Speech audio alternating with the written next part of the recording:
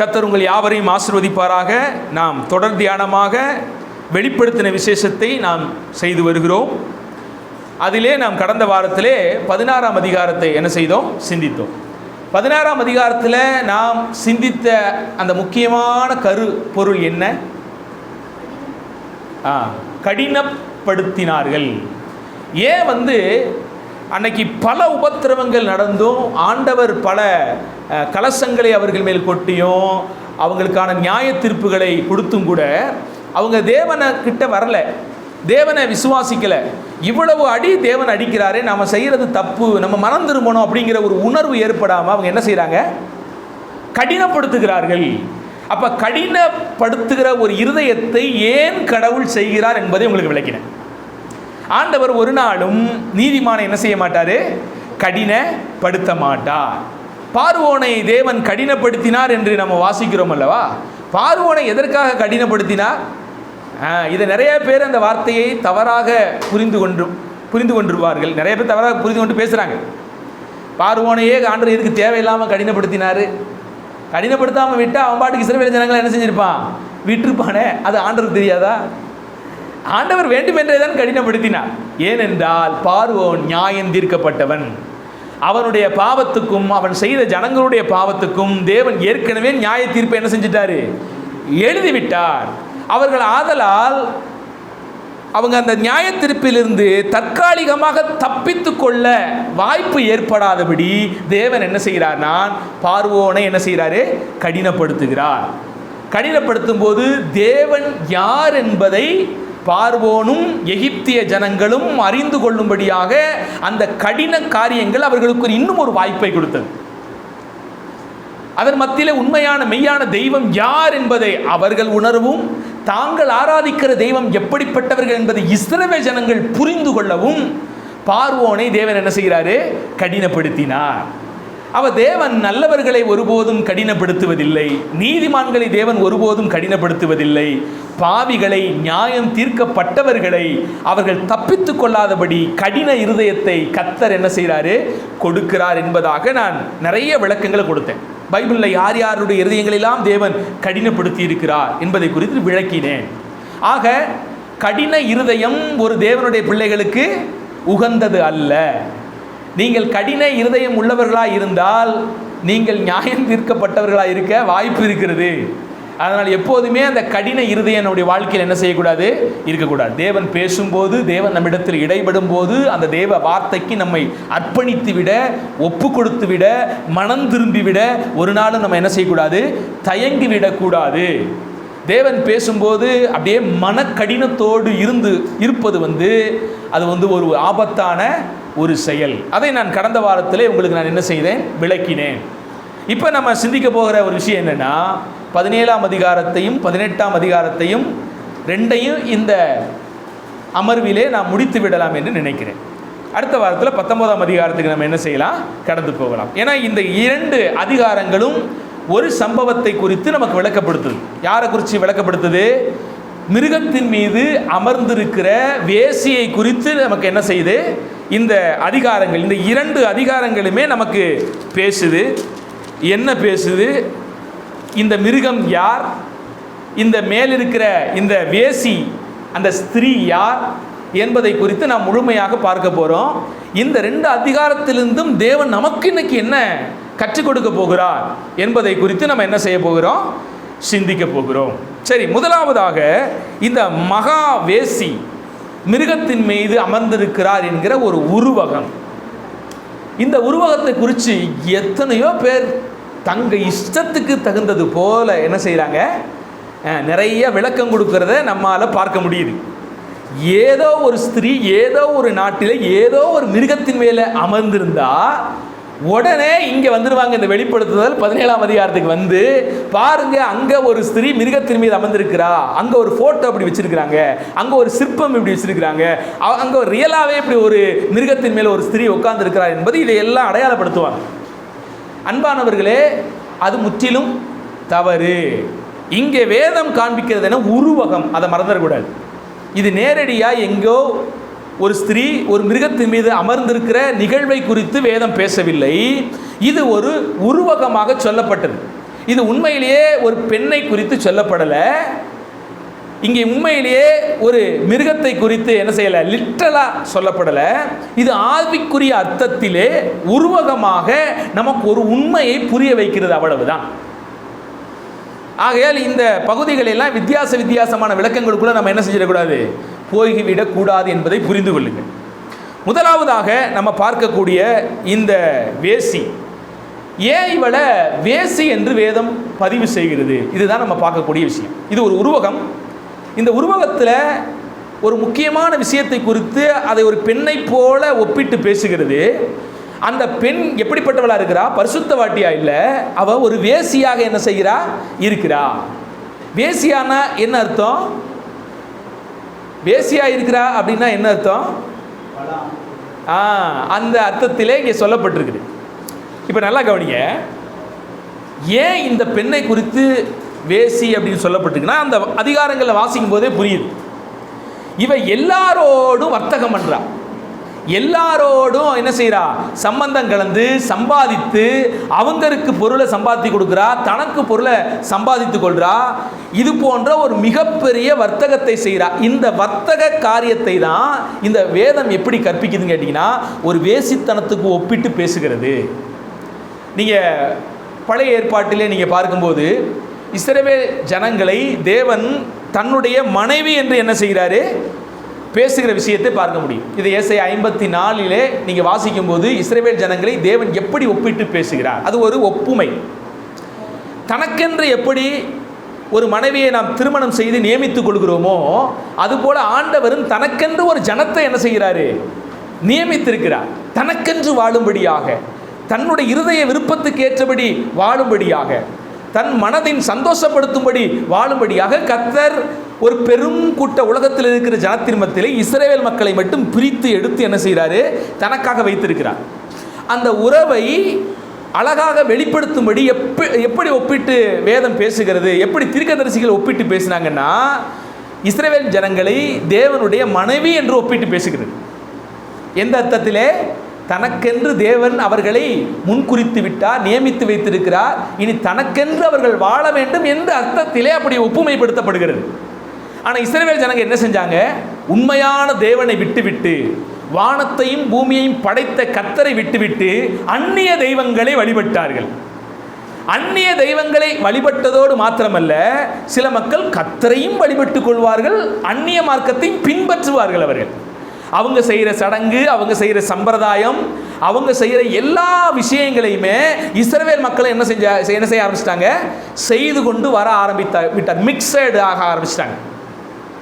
அப்படிங்கிறப்ப ஆண்டவர் அந்த இஸ்ரவேல் ஜனங்களை அதுக்கப்புறம் எப்படி அழைச்சான்னு தெரியுமா, இஸ்ரவேல் ஜனங்கள் நேரடியாக நீ வேசித்தனம் பண்ணினாய், நீ ஒரு வேசியாகிவிட்டாய் என்பதாக கர்த்தர் இஸ்ரவேல் மக்களை பார்த்து பேசுகிறார். என்ன அர்த்தம், தன்னுடைய தேவனை விட்டுவிட்டு வேறொரு அந்நிய தேவர்களை பின்பற்றி போகும்போது, அவர்களுடைய சடங்குகளை செய்யும்போது, அவர்களுடைய பலி முறைமைகளை இவர்கள் செயல்படுத்தும் போது, அவர்கள் பார்த்தீங்கன்னா நிறைய அருவருப்பான ஆராதனைகளை செய்யக்கூடியவர்கள். அவர்கள் ஒன்றும் பரிசுத்தமானவர்கள் இல்லை, அவருடைய ஆராதனை ஒன்றும் பரிசுத்தமான ஆராதனை எல்லாம் கிடையாது. ஏன் ஆண்டவர் அவைகளெல்லாம் அருவருக்கிறான்னு சொன்னால், அவங்க ஆராதனை முறைமையும் அவருடைய வாழ்க்கை முறைமையும் கூட அருவருப்பானது. இன்னைக்கு தான் நம்ம தேசத்தில் அல்லது மற்ற நாடுகளையும் கூட மிஷனரிகள் போய் அவங்களுக்குள்ள இருக்கிற இந்த அருவருப்பான முறைமைகளெல்லாம் ஒழிச்சாங்க. சொல்ல போனால் நான் ஏற்கனவே பல விஷயங்களை நான் சொல்லியிருப்பேன். ஆப்பிரிக்கா தேசத்தில் பார்த்தீங்கன்னா ரெட்டை குழந்தை பிறந்துருச்சுன்னா அந்த ரெட்டை குழந்தை என்ன செஞ்சுருவாங்க, காட்டில் தூக்கி வீசிடுவாங்க. ஏன்னா அவங்களுக்குள்ள ஒரு நம்பிக்கை, அந்த ரெட்டை குழந்தை ஒரு தேசத்துக்குள்ள ஒரு ஊருக்குள்ளே பிறந்துருச்சுன்னா அந்த ஊருக்கு சாபம் பிடிச்ச ஊர், அதனால தான் ரெட்டை குழந்தையாக பிறந்திருக்குது அப்படின்னு பிறந்த பச்சிலம் குழந்தைகளை தூக்கி காட்டிலே நாய்களுக்கும் நரிகளுக்கும் இரையாக்கி விட்டுவார்கள். அந்த காரியத்தை மிஷனரிகள் போய் தான் என்ன செஞ்சாங்க, அதெல்லாம் செய்யக்கூடாது, அதெல்லாம் பாவம்ங்கிற உணர்த்தி அவங்கள எஜுகேஷன் படுத்தி உண்மையான கடவுளுக்கு நேராக திருப்பினாங்க. ஏன் நம்ம தேசத்துலங்க ஒரு காலத்தில் கங்கையாத்தில் தூக்கி பிள்ளைகளை என்ன செஞ்சிருவாங்க, பழியாக வீசிடுவாங்க. மூத்த பிள்ளை பிறந்துருச்சுன்னா முதலாவது கடவுளுக்குன்னு சொல்லி அந்த குழந்தைய தூக்கி கங்கையில் வீசிடுவாங்க. கள்ளிப்பாலை ஊற்றி பெண் குழந்தைகளை என்ன செஞ்சிருவாங்க, கொன்றுவாங்க. ஏன், பெண்களுக்கு எதிராக இந்த தேசத்தில் இருந்த அநேக அசிங்கங்கள் நிறையா இருந்துச்சுங்க. பெண்களை இங்கே யாருமே மதிக்கலை. எத்தனையோ விஷயங்கள் நம்ம பழைய காலத்தை திருப்பி ஹிஸ்ட்ரியை திருப்பி பார்க்கும்போது இன்றைக்கி நம்ம அழகாக பெண்கள்லாம் அழகாக என்ன செய்கிறீங்க, நீங்களாம் ஸ்கூலுக்கு போகிறீங்க, தைரியமாக படிக்கிறீங்க, ஒரு ஜாப்புக்கு போகிறீங்க, இன்றைக்கி உங்களுக்கெல்லாம் நல்ல மதிப்பு இருக்குது. ஆனால் ஒரு 100 வருஷம் 200 வருஷத்துக்கு முன்பாக பெண்கள் என்பவர்களை இந்த இந்திய தேசத்திலே ஒரு பொருட்டாக மதிக்கவே மாட்டார்கள். அவங்களுக்கு படிப்பு மறுக்கப்பட்டது, அவர்களுக்கு அதிகாரம் மறுக்கப்பட்டது. ஏன் முதிர்ந்த தேசம், நல்ல முற்போக்கு சிந்தனை உள்ள தேசம் என்று அமெரிக்காவில் கூட ஒரு காலத்தில் பெண்களுக்கு ஓட்டுரிமை இல்லை. ஓட்டு போடுவதற்கு உரிமை பெறுவதற்காக கிறிஸ்தவ மிஷனரிகள் தான் முதலாவதாக போராடினார்கள். வேதத்திலே வேதம் நமக்கு கற்றுக் கொடுக்கிறது, ஆண் என்றும் இல்லை பெண் என்றும் இல்லை, கிறிஸ்துவுக்குள் எல்லாரும் சமமாக இருக்கிறோம், எப்படி நீங்கள் பெண்களுக்கு ஓட்டுரிமையை பறிக்கலாம் என்று போராடினாங்க. போராடி அமெரிக்க தேசத்தில் என்ன செய்யுது, பெண்களுக்கும் ஓட்டுரிமை வழங்கப்பட்டுச்சு. அது எவ்வளோ பெரிய நன்மை தெரியுமா? பெண்களுடைய உரிமை எப்படி பாதுகாக்கப்பட்டுச்சுன்னு உங்களுக்கு தெரியுமா? நம்ம இந்திய தேசத்திலும் பெண்களுக்கு எதிராக இழைக்கப்பட்ட எத்தனையோ கொடுமைகள் இருந்தது. பொட்டுக்கு கட்டி விடுதல் முதற்கொண்டு உடன்கட்டை சதி, கணவன் செத்துட்டான்னா மனைவியையும் தூக்கி கொண்டு போய் நெருப்பில் போட்டு கொளுத்திடுவாங்க. அப்படிப்பட்ட ஒரு கலாச்சாரத்தோடு தான் என்ன பண்ணினோம் இங்கே இருந்துச்சு.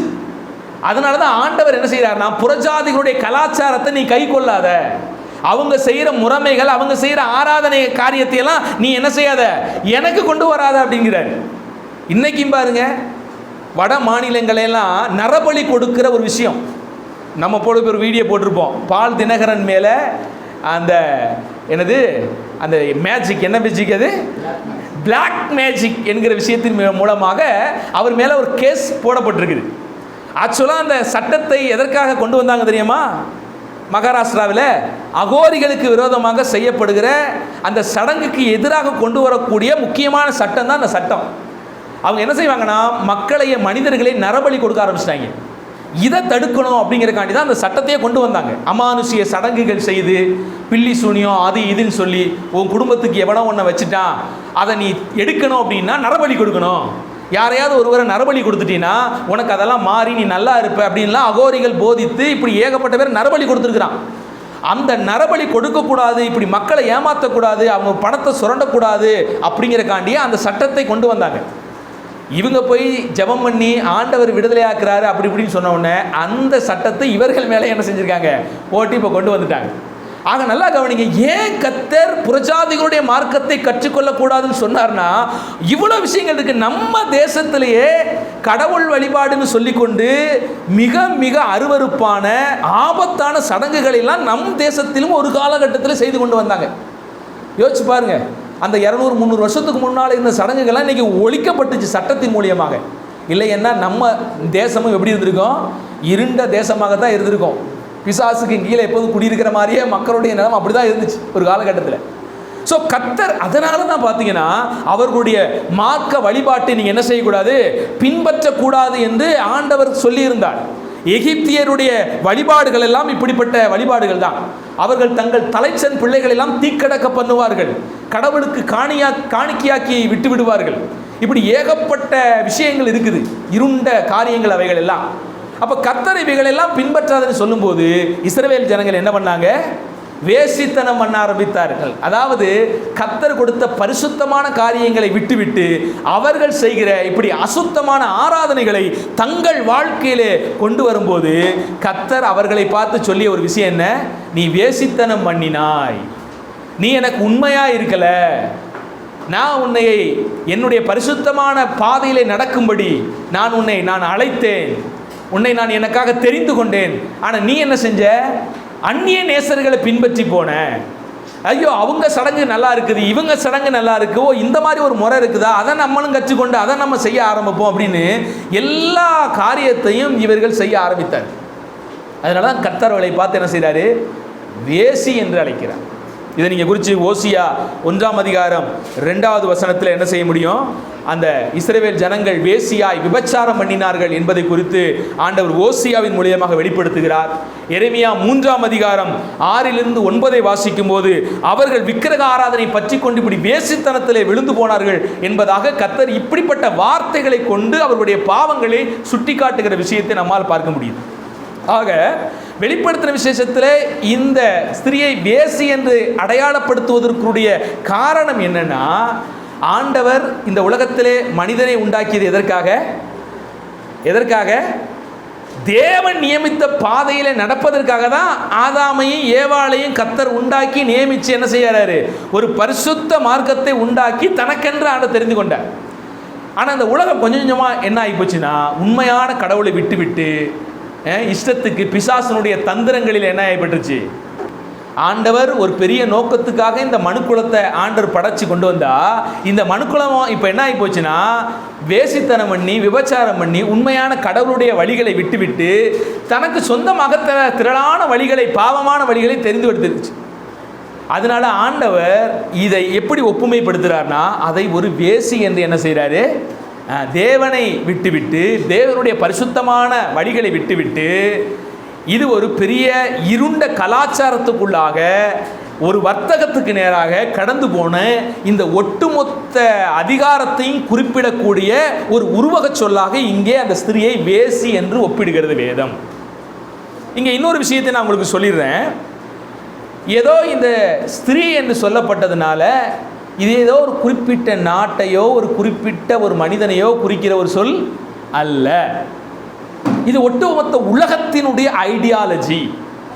ஒட்டுமொத்த உலகமும் இன்றைக்கு ஒன்றை நோக்கி ஓடிக்கொண்டிருக்கிறது அல்லவா, அதை குறித்து கர்த்தர் உருவகமாக பேசுகிறார்.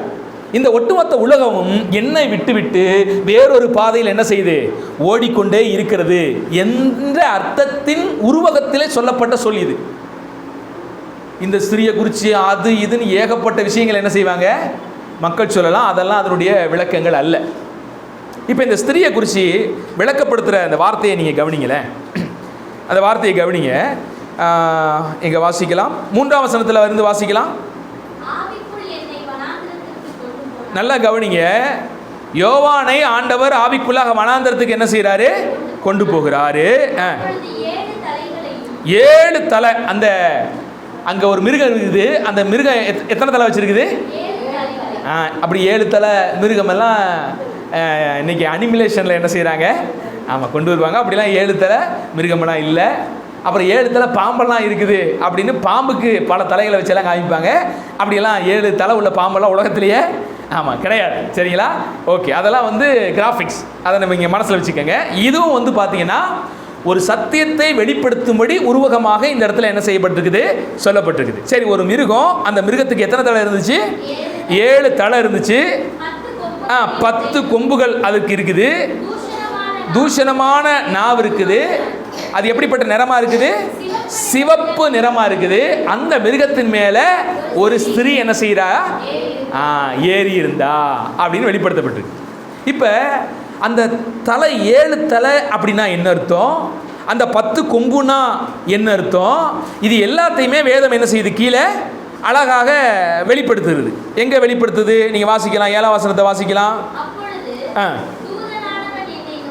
என்னை நோக்கி, நீ ஏப்பா அந்த மிருகத்தை பார்த்து ஸ்திரியை பார்த்து ஆச்சரியப்படுற, இந்த பெண்ணினுடைய ரகசியத்தையும் அந்த 7 தலையை குறிச்சும் அந்த 10 கொம்புகளை குறிச்சும் அந்த மிருகத்தினுடைய ரகசியத்தை குறிச்சும் நான் உனக்கு சொல்றேன்.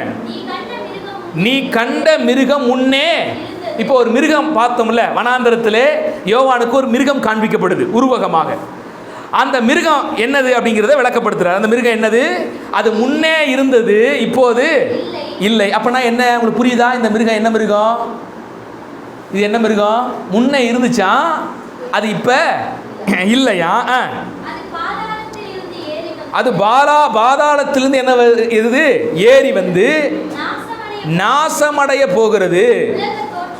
உலக தோற்றம் முதல் ஜீவ புத்தகத்தில் பெயரிடப்படாத பூமியின் குடிகள் இருந்ததும் இராததுமானதும் இனி இருப்பதுமாகிய மிருகத்தை என்ன செய்வாங்க, ஆச்சரியப்பட. அப்ப இந்த மிருகம் எதை குறிக்குது, நல்லா கவனிங்க. இது ஏவாளை வஞ்சித்த அந்த வலு சர்ப்பத்தை குடிக்கக்கூடிய மிருகத்தை குறித்து சொல்லப்படுது. அது முன்னால இருந்துச்சு, இப்ப இல்லை. இல்லைன்னா என்ன சொல்ல வர்றாரு, இல்லைன்னு சொல்ல வரல, முற்றிலுமாக இல்லைன்னு சொல்ல வரல. அங்க வெளிப்படையாக காணப்பட்டது, இங்க வெளிப்படையாக காணப்படாமல் என்ன செய்யுது, இருக்குது. ஆனா அது மறுபடியும் வரும்.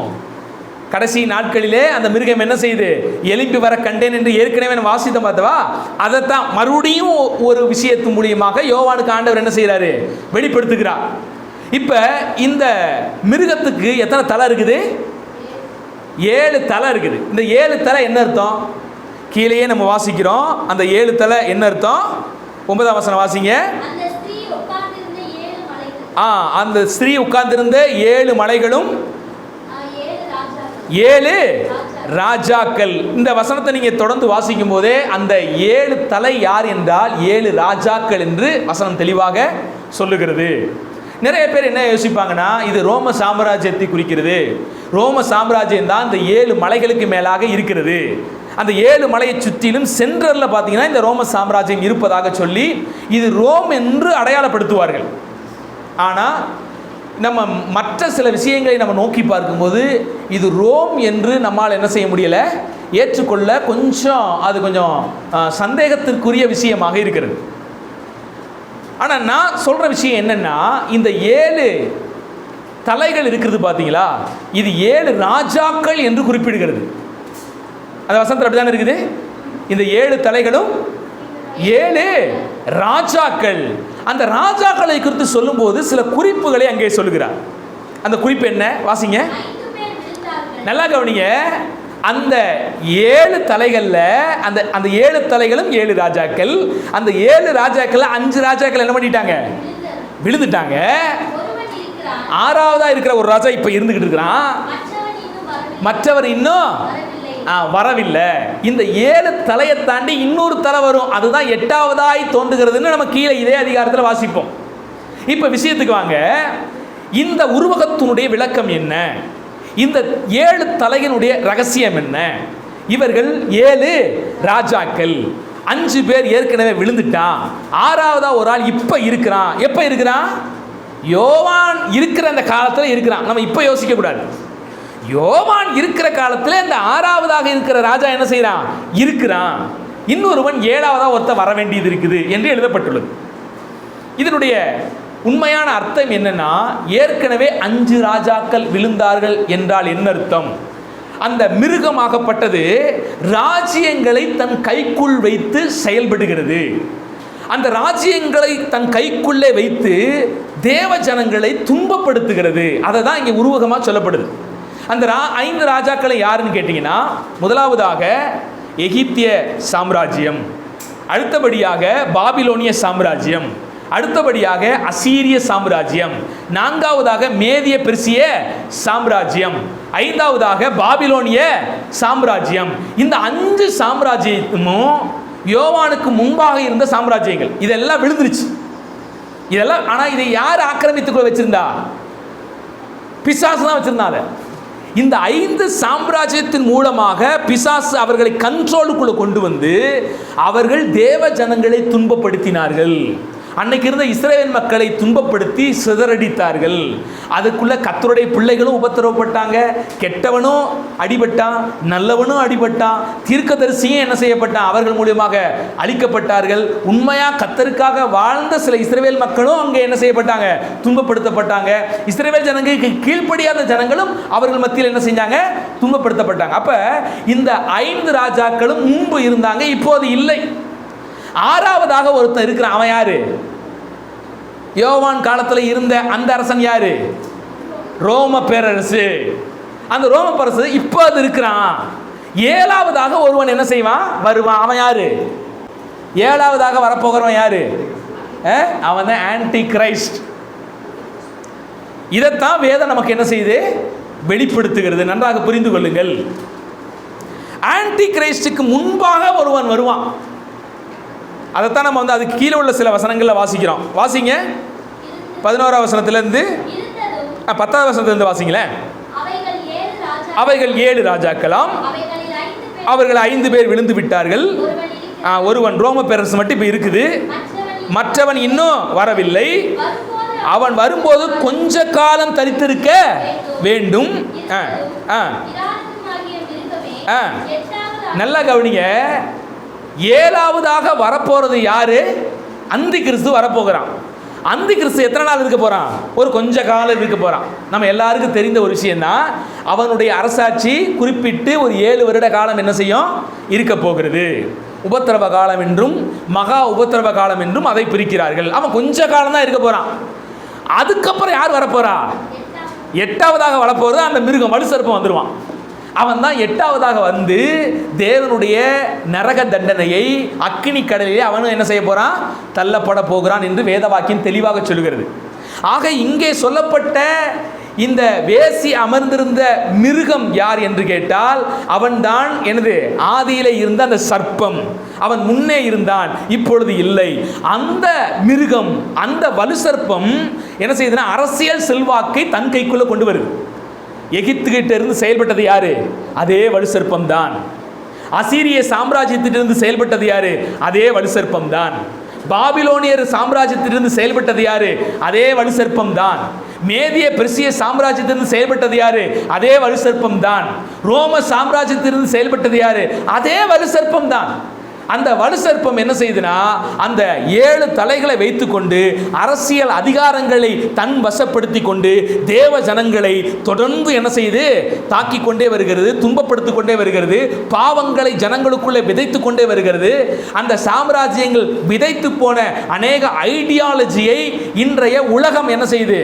அதை தன் வசப்படுத்தி கொண்டு அதையெல்லாம் பயன்படுத்தி கொண்டே வருகிறது. இதற்கு எதிராக அப்பெருந்தே செயல்படுகிற ஒரு சிறு கூட்டம் யார் என்று கேட்டால் அவர்கள் தான் தேவ ஜனங்கள், கர்த்தருடைய பிள்ளைகள் என்று வேதம் சொல்லுகிறது. இப்போ உங்களுக்கு புரியுதுங்களா இந்த 7 தலைகள் யாரை குறிக்குது அப்படின்ட்டு? சரி, இப்போ இந்த 10 ராஜாக்கள் வாசிக்கிறோம் அல்லவா, இந்த 10 கொம்புகள், இந்த 10 கொம்புகளை குறித்து ஷார்ட்டா அந்த 10 கொம்புகளும் இனிமே வரவே இல்லை. இனிதான் அந்த கொம்பு என்ன செய்ய போகுது? வரப்போகுது. அவங்க கொஞ்ச நாள் தான் அரசாட்சி பண்ண போறாங்க. அதை நம்ம வாசிக்கலாமே, அந்த வசனம் வாசிக்கலாமாம்மா? நீ கண்ட அந்த 10 கொம்புகளும் 10 ராஜாக்கள், இவர்கள் இன்னும் ராஜ்யம் பெறவில்லை. இன்னுமே இந்த 10 கொம்பு என்னல ராஜ்யத்துக்குள்ள வரல. இந்த 10 ராஜாக்கள் எப்போ வர போறாங்கன்னா, நல்லா கவனிங்க, இந்த மிருகம் இப்போ எத்தாவது வரப்போகிற ராஜ்யம்? 8வது. நல்லா கவனிச்சுங்க, லாஸ்டா 8வது. இனிமே அந்திகிறிஸ்து வரல, 7வது ஆள் வரல இன்னும். அவன் மூலியமா பிசாசு ஏறி உட்காந்து ஒட்டுமொத்த சாம்ராஜ்யத்தை என்ன செய்ய போறான்? ஆட்டி வைக்க போறான். அவனுக்கு அப்புறம் வரப்போதான் 8வதா மிருகம் நேரடியாக வரப்போறான். அவன் என்ன செய்ய போறான்? அவனுடைய ஆட்சி காலத்தில் இந்த 10 ராஜாக்களும் கொஞ்ச நாள் அதிகாரம் பெற்றவர்களா என்ன செய்வாங்க? இருப்பாங்க. இந்த 10 ராஜாக்களும் சேர்ந்து மிருகத்துக்கு வல்லமையையும் அதிகாரத்தையும் என்ன செய்வாங்க? முழுசா கொடுத்து அந்த மிருகத்துக்கு இவர்கள் அடிமையாக இருக்க போகிறார்கள். உலகம் முழுவதையும் தன் கண்ட்ரோலுக்குள் வைத்திருக்கிற 10 சாம்ராஜ்யங்கள், அந்த 10 சாம்ராஜ்யங்களையும் 10 சாம்ராஜ்யங்கள் சேர்ந்து இந்த ஒற்றை மிருகத்துக்கு என்ன செய்ய போகுது? ஒரு கொடையின் கீழே அதிகாரத்தை என்ன செய்ய போது? கொடுக்க போகிறது. இதை உருவகமாக வெளிப்படுத்தக்கூடியது தான் இது. அப்ப என்ன நடக்குது? ஒட்டுமொத்த பலனும் இந்த ஒரு மிருகத்துக்கு வரும்போது முதலாவதாக அவன் அழிக்கிறது யாரு? முதலாவதாக அவன் அழிச்சு ஒழிக்கிறது யாருன்னு கேட்டீங்கன்னா இந்த வேசியை தான் ஒழிக்கிறான். இங்க நல்லா வாசிங்களேன், இந்த 17ஆம் அதிகாரத்தில் நம்ம வாசிக்கும் போது அந்த வேசி யார் என்பதை அடையாளப்படுத்துகிற ஒரு சொல் 5ஆம் வசனம் வாசிங்க. 5ஆம் வசனம், 17ஆம் அதிகாரம் 5வது வசனம். மேலும் ரகசியம், மகா பாபிலோன் வேசிகளுக்கும் பூமியில் உள்ள அருவருப்புகளுக்கும் தாய் என்னும் நாமம் அவள் நெற்றியில் என்ன செய்யப்பட்டிருந்துச்சு? எழுதி இருந்தது என்று வாசிக்கிறோம். அப்ப இந்த வேசிய எதற்கு ஒப்பிடுதுன்னா பாபிலோனுக்கு ஒப்பிடுது. இந்த பாபிலோன் என்று சொல்லக்கூடிய அந்த வார்த்தை லிட்ரலா இன்னைக்கு நம்ம உலகத்தில் இருக்கிற ஒரு குறிப்பிட்ட இடமாகிய பாபிலோன் தேசத்தை குறிக்கவில்லை. இன்னைக்கு இருக்கிற பாபிலோன் எந்த பேர்ல இருக்குன்னு தெரியுமா உங்களுக்கு? Very good, Iraq. இன்னைக்கு ஈராக்னு சொல்றோம்ல, இன்னைக்கு எங்க போர் நடந்துகிட்டு இருக்குது? ஈரான்ல போர் நடக்குது. ஆனா பக்கத்தில் இருக்கிற ஒரு நாடு தான் என்னது? ஈராக். அந்த ஈரானுக்கு பக்கத்திலேயே ஈராக் என்கிற தேசம் இருக்கும். அந்த தேசம் தான் ஒரு காலத்தில் பாபிலோன் என்ற தேசமாக அறியப்பட்டது. அப்ப நீங்க இன்னைக்கு இருக்கிற ஈராக்கு தான் அப்படின்னு நீங்க நினைச்சுக்க கூடாது. ஈராக்குங்க அப்படின்னு நினைச்சுக்கிறாதீங்க. ஏன் இந்த இடத்துல உருவகமாக பாபிலோன் என்கிற வார்த்தை பயன்படுத்தப்பட்டிருக்குன்னா, முதலாவதாக ஆதியாகமத்திலேயே பாபிலோன் என்கிற பெயர் வரும் பார்த்தீங்களா? அது எதற்கு அடித்தளமாக இருந்துச்சு? தேவனுக்கு விரோதமாக எழும்பின ஜனத்துக்கு அது ஒரு அடையாளப்படுத்தி, பாபிலோன் என்றாலே என்ன அர்த்தம்? பாபிலோன் என்றாலே குழப்பம் என்று அர்த்தம். பாபேல், பாபேல் சொல்றோம்ல, அதுதான் பாபிலோன். அந்த பாபிலோன் அப்படிங்கிற வார்த்தைக்கு என்ன அர்த்தம்? குழப்பம் என்று அர்த்தம். என்ன குழப்பம்? தேவனுக்கு விரோதமாக அவர்கள் என்ன செஞ்சாங்க? பிரச்சனை பண்ணனால ஆண்டவர் குழப்பி விட்டார். பாஷையை தாறுமாறாக்கிட்டாரு. அவன் இஷ்டத்துக்கு ஒவ்வொரு பாஷையை பேசணும்னு பிரித்து ஓடிட்டான். பார்த்தீங்களா? அந்த குழப்பம் தொடர்ந்து மக்களை இன்றும் குழப்பிக்கொண்டே வருகிறது. நல்லா கவனிங்க. ஆதியாகமத்தில் அங்கே ஒரு குழப்பம் ஆரம்பிச்சிச்சு. பார்த்தீங்களா? இன்னைக்கும் இந்த மனு குலத்தை ஒரு சக்தி குழப்பிக்கொண்டே வருகிறது. அந்த குழப்ப சக்தியை தான் இந்த உலகம் முழுவதையும் கர்த்தருக்கு நேராக கொண்டு போகவாகாம ஒரு பொய்யான ஆன்மீகத்துக்கு நேராக எதுவெல்லாம் வழிநடத்துகிறதோ, எதெல்லாம் ஒட்டுமொத்தமாக பொருளாதார சக்திகளை தன்னகப்படுத்தி தேவ ஜனங்களை தேவனை விட்டு பிரிக்கிறதோ அதெல்லாம் பாபிலோன் என்று வேதம் அடையாளப்படுத்துகிறது. இது ஒரு குறிப்பிட்ட பட்டணத்தை குறிக்கிற சொல்லல்ல, இது உலகமயம். இந்த உலகமயம் என்ன செய்யுதுன்னா, மிருகத்தின் மீது உட்கார்ந்து கொண்டு என்ன செய்யுது, ஒட்டுமொத்தமாக எல்லா வேலையும் பண்ணிக்கிட்டு இருக்குது. அதை உருவகமாக சொல்லக்கூடிய ஒரு சொல்லு தான் இந்த பாபிலோன். அதனால தான் மகா பாபிலோன் விழுந்தது விழுந்தது என்று பார்க்கிறோம். பார்த்தீங்களா? ஒரு நாள் இந்த ஒட்டுமொத்த வர்த்தகமும் விழும், வணிகமும் விழும், ஒட்டுமொத்த விஷயங்களும் ஒரு காலத்தில் இந்த உலகத்தில் என்ன செய்ய போகுது, அந்த கிறிஸ்துவுக்கு அப்புறம் விழப்போகிறது. அதை இங்கே அடையாளப்படுத்துகிறது இந்த வேத பகுதி. அதனால் உங்கள் மைண்டில் இருந்து எதை விளக்கணும், ஏதோ பாபிலோன்கிறது ஒரு ஊரை குறித்து சொல்லுது, ஈராக்கு பகுதியை குறித்து சொல்லிக்கிட்டு இருக்கு போல அப்படிங்கிற அந்த விஷயத்தை குறித்து உங்கள் மைண்டை விட்டு வெளியே வரணும். பாபிலோன் என்பதாக இங்கே வெளிப்படுத்த விஷயத்தை சொல்லப்பட்ட விஷயம் என்ன, உருவகமாக இந்த ஒட்டுமொத்த உலகத்தினுடைய ஐடியாலஜியை சொல்லுது. இந்த ஒட்டுமொத்த உலகமும் இன்னைக்கு ஒரு விஷயத்தை நோக்கி போது. பார்த்தீங்களா? என்னது, என்னென்ன விஷயத்துக்கு நேராக இந்த உலகம் ஓடிட்டு இருக்கு? இப்போ மீடியா துறை, மீடியா ஃபுல் அண்ட் ஃபுல் பாருங்களேன். டோட்டலாக அந்த மீடியா எதுக்கெடுத்தாலும் ஒரு நவீன யுகத்தை நோக்கி இன்றைக்கி பார்க்குறோம். பார்த்தீங்களா? ஒரு நவீன வளர்ச்சியை நோக்கி பார்க்குறோம். பார்த்தீங்களா? எல்லாம் அந்த வணிக மயமாயிருச்சு. எதெடுத்தாலும் விற்பனை. ஏன் இன்னைக்கு சபைகளே விற்பனை மயமாக மாறிவிட்டது. இன்னைக்கு பெரும்பான்மையான அநேக சபைகள், ஒரு சில சபைகள் கர்த்தருக்காக நிற்கிறார்கள், ஆனால் இன்னைக்கு அநேக சபைகள் வர்த்தகமாக மாறிவிட்டது. அநேக சபைகள் இன்னைக்கு என்ன செய்யுது, இந்த உலக மயத்தோடு ஒத்து போய்விட்டது. இதெல்லாம் பாபிலோனுடைய ஆவி. இதை உருவகமாக வெளிப்படுத்தக்கூடியதான் இந்த வசனங்கள், இந்த அதிகாரங்கள் எல்லாம். புரியுதுங்களா நான் சொல்ல வர்றது? அதனால் பாபிலோன் என்பதை குறித்து நீங்கள் பார்க்கும்போது எதெல்லாம் இந்த உலகத்தில் கடவுளை விட்டு கர்த்தரை விட்டு பிரிக்குதோ அதெல்லாம் பாபிலோனிய ஆவி. அந்த ஆவி பாருங்களேன், இந்த ஒட்டுமொத்த அரசர்களையும் தன் கைக்குள்ளே போட்டு வணிகம் செஞ்சுக்கிட்டு இருக்கும், பொருளாதார முன்னேற்றங்கள் அடைந்து கொண்டிருக்கும். அந்த ஐடியாலஜி, அந்த வர்த்தகம், அது பார்த்தீங்கன்னா இதுவும் பணக்காரனாகவும் மற்றவனையும் பணக்காரனாகிக்கிட்டே இருக்கும். இந்த உலகம் எதை நோக்கி ஓடுது? ரெண்டாவது எஜமானாகிய பணத்துக்கு நேராக ஓடிக்கிட்டே இருக்குதா? இந்த விஷயம் ஒட்டு மொத்தமாக சரியும். ஒரு நாள் பணம், வர்த்தகம், பொருளாதாரம், கண்டுபிடிப்புன்னு போகிறான். பார்த்தீங்களா? டோட்டலாக இது எல்லாம் ஒரு நாள் அப்படியே சரிந்து ஸ்தம்பிச்சு போகும். ஒரு நாள் ஆண்டவர் யாரை கொண்டு இது செய்ய போறாருன்னா, ராஜாக்களை கொண்டு தான் அதையும் செய்ய போறாரு. இந்த ராஜாக்கள் மேல தான் இந்த ஸ்திரீ அமர்ந்து கொண்டு எல்லாத்தையும் செய்கிறா. ஆனால் கடைசி நாட்களில் இந்த ஒட்டுமொத்த அரசியல் செல்வாக்கும் சேர்ந்து இந்த ஐடியாலஜியே ஒட்டுமொத்தமாக சரிஞ்சு போகும்படி நடக்கும். இது இந்த இன்டர்நெட் எல்லாம் அப்போ கிடைக்காது.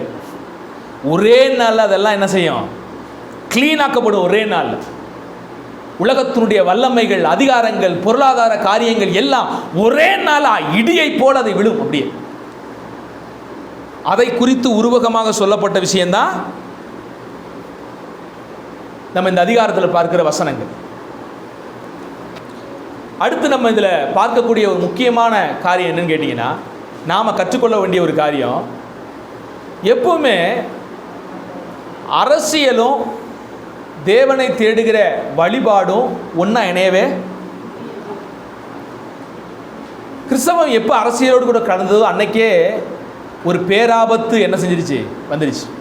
நம்ம எல்லாரும் பார்க்குறோம், கிறிஸ்தவர்கள் எல்லாரும் ரோம பேரரசு உருவாக கான்ஸ்டாண்டின் மூலியமாக ரோம பேரரசு வந்துச்சு. பார்த்தீங்களா? கான்ஸ்டாண்டின் என்கிற மன்னன் முதலாவது என்ன செய்கிறான், கிறிஸ்துவை ஏற்றுக்கொண்டு நான் கிறிஸ்தவன் என்று சொல்லுகிறான். பின்பாக தன் தேசம் முழுவதும் கிறிஸ்தவ அதிகாரமிக்க ஒரு சாம்ராஜ்யமாக மாறுகிறது. கிறிஸ்தவத்துக்கு ஒரு ஃப்ரீடம் கொடுக்கப்படுது. அதிகாரமான ரோம பேரரசுடைய மதம் இனி கிறிஸ்தவம் தான் என்று அறிவிக்கப்படுகிறது. அறிவிக்கப்பட்டு எல்லா வல்லமையையும் அரசன் என்ன செஞ்சான், இந்த மதத்துக்கு கொடுக்க ஆரம்பிக்கிறான். கொடுக்க ஆரம்பிக்கும் போது எவ்வளோ பிரச்சனைகள் வந்துச்சுன்னு நம்ம என்ன செய்ய முடியும், சரித்திரத்தை திருப்பி பார்க்கும்போது புரிய முடியும். அதனால் வரைக்கும் கிறிஸ்தவம் சரியாக தான் இருந்துச்சு. எப்போவும் ஜெபம், மன்னிப்பு, கருணை, ஆண்டவரை தேடுறது, ஆண்டவரை பின்பற்றது, தேவ சுவாபம், இதற்கு முக்கியத்துவம் கொடுத்து போய்கொண்டிருந்த சபை என்னைக்கு அரசியல் அதிகாரம் இங்கே கலந்து வந்துச்சோ, அரசியல் வல்லமைகள் இதுக்கு கொடுக்கப்பட்டுச்சோ, அப்பவே கரெக்டாகி ஏகப்பட்ட பிரச்சனைகள் வரலாற்றிலே சம்பவித்த விஷயங்கள் நம்மால் என்ன செய்ய முடியுது, பார்க்க முடிகிறது. சிலுவை போர், அவங்க நாங்கள் எருசலேமை மீட்க போகிறோம் அப்படின்னு போப்பாண்டவரின் தலைமையிலே போப்பாண்டவரின் கட்டளையை பெற்று என்ன செய்கிறாங்க, எல்லா இடங்களிலும் இருக்கிற மக்கள் எல்லாம் திரளாக எழுப்பி போகிறாங்க. தன்னார்வமாக எங்கே போகிறாங்க, எருசலேமை நாங்கள் மீட்க போகிறோம் அப்படின்னு எல்லா இடத்துலையும் போகிறாங்க. ஆனால் இவங்களுக்கு தெரியல, போகிற அந்த இடம் எவ்வளோ பெரிய பிரச்சனையான இடம், எத்தனை விஷயங்களை கடந்து போகணும். நீங்கள் உங்கள் தொழில், உங்கள் வீடு எல்லாத்தையும் விட்டுட்டு நீங்கள் ஒரு கத்தியை, ஒரு பட்டயத்தை மட்டும் எடுத்துகிட்டு நீங்கள் கிளம்பி போகிறீங்க ஒரு போருக்கு வச்சுங்களேன். இப்போ அந்த நாட்களில் ஒரு 1000 வருஷத்துக்கு முன்னால் நீங்கள் இப்படி நடந்து போகும்போது இந்த வாகன வசதியெல்லாம் இன்றைக்கி இல்லை, நடந்தே தான் போகணும். போகும்போது பல மாதங்கள் உங்களுக்கு எடுக்கும். ஒரு நாட்டிலேருந்து இன்னொரு நாட்டுக்கு போகிறதுக்கு என்ன ஆகும், பல மாதங்கள் கூட எடுக்கும். சாப்பாட்டுக்கு என்ன பண்ணுறது, அப்போ எவ்வளோ பிரச்சனைகள் வந்து தெரியுமா, வெயிலை கடந்து, பனியை கடந்து, பல சீதோசன நிலைமைகளை கடந்து போகும்போது ஏகப்பட்ட சவால்கள் அங்கே நெருஞ்சி. சில நேரங்களில் சில இடங்களை தாண்டி போகும்போது அங்கே இருக்கிறவங்க யுத்தம் செய்வாங்க. நீங்கள் எங்களுக்கு அச்சுறுத்தலாக எங்கள் நாட்டை கடந்து போகும்போது ஏதாவது பண்ணிடுவீங்க, வச்சுருவீங்க அப்படின்னு அச்சுறுத்தலாக அவங்க யுத்தம் பண்ண ஆரம்பிப்பாங்க.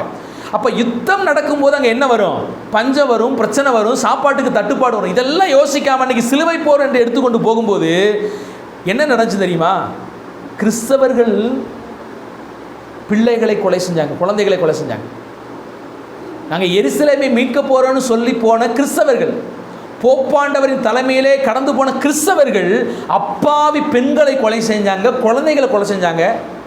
ஒரு கருப்பு பக்கம் உண்டு, அது இன்னும் சரியாக நிரூபணமானு தெரியல, ஆனால் ஆத்தன்டிக்காக நிறைய பேர் அதை ஒத்துக்கொள்கிறாங்க. ஆமாம், சிலுவை போகிறப்ப இப்படி நடந்துச்சு. பசியின் கொடுமை தாங்க முடியாமல் சிலுவை போர் வீரர்கள் குழந்தைகளை சுட்டு தின்றார்களாம்.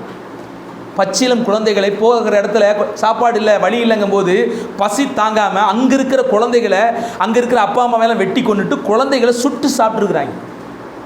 சிலுவை போரின் நிகழ்வில் நடந்த கொடுமைகள் இதெல்லாம் யோசிச்சு பாருங்க. எங்கே தேவ வழிபாட்டோடு கூட அந்த அரசியல் கலக்கிறதோ அங்கு இந்த பிரச்சனைகள் என்ன செய்யும், வரும். அதனால தான் நம்ம ஜாக்கிரதையாக இருக்கும். நம்ம அரசியல் படுறோம், உண்மைதான். நம்ம ஒரு நல்ல அரசரை தேர்ந்தெடுக்கணும், ஓட்டு போடுறோம், அரசியல் அறிவு நமக்கு இன்றைக்கி வேணும், எல்லாம் உண்மைதான். ஆனால் சபையும் அரசியலும் ஒன்றாக என்ன செஞ்சிடக்கூடாது, கலந்துடவே கூடாது. ரொம்ப எச்சரிக்கையாக இருக்கணும். இன்றைக்கி பல சபையையும் அரசியலையும் கலக்க இன்றைய நாட்களில் முயற்சி செய்து கொண்டு வருகிறார்கள். இது பேராபத்தை கொடுக்கும். கிறிஸ்தவத்தினுடைய அந்த மாண்பை அது குலைத்து விடும், மறந்துடாதீங்க. மன்னிப்பு, கருணை, இது எல்லாம் மறக்கடிச்சிடும். எங்கள் உரிமைக்காக நாங்கள் போராட போகிறோன்னு தெருவில் போய் நிற்க வேண்டியது வரும், கர்த்தரை நம்ப வேண்டியது வராது. அதுக்கப்புறம் இப்போ நம்ம பிரச்சனைக்காக நம்ம என்ன செய்கிறோம், ஒருவேளை சபையே பிரச்சனை ஆகுதுங்க, சபை நடத்தக்கூடாதுன்னு சொல்கிறான், ஒருவேளை பாச தூக்கி போட்டு யாராவது அடிக்கிறான், கொலையே செய்கிறான், இதுக்கெல்லாம் நாம் இப்போ யாரை நாடுறோம்? இவ்வளோ பெரிய பிரச்சனைக்கும் என்ன நடந்தாலும் கர்த்தரிடத்தில் தான் நோக்கி பாருங்க, அப்படி தானே? எது நடந்தாலும் ஆண்டவரே எங்களுக்காக நில்லுங்கப்பா, எல்லாருடைய பார்வையும் கர்த்தரிடத்தில் திரும்புகிறது. ஒருவேளை அரசியல் இங்கே தலையெடுத்து நாம் அரசியலை நம்ப ஆரம்பித்து விட்டோமானால், அரசியல் தலைவர்களை மட்டும் நான் நம்ப ஆரம்பித்து விட்டோமானால் எல்லா பிரச்சனைக்கும் எங்கே போக ஆரம்பிச்சிருவோம், தலைவர்களை தேடி வர ஆரம்பிச்சிருவோம். அதுக்கப்புறம் கர்த்தரை தேடுறதெல்லாம் விட்டுருவோம். அது அவரை தேடியெல்லாம் வேஸ்ட்டுங்க. நமக்கான ராஜ்யத்தை கட்டணும், நாம் ஓட்டு போட்டு ஒரு ஆளை ஜெயிக்க வைக்கணும், அவர் எங்களுக்காக குரல் கொடுப்பார். எவனாவது எங்களுக்கு விரோதமாக சேட்டை செஞ்சான்னா நாங்கள் அவங்களை என்ன செய்வோம், பயங்கரமாக அப்படிங்கிற ரேஞ்சுக்கு போக ஆரம்பிச்சிருது.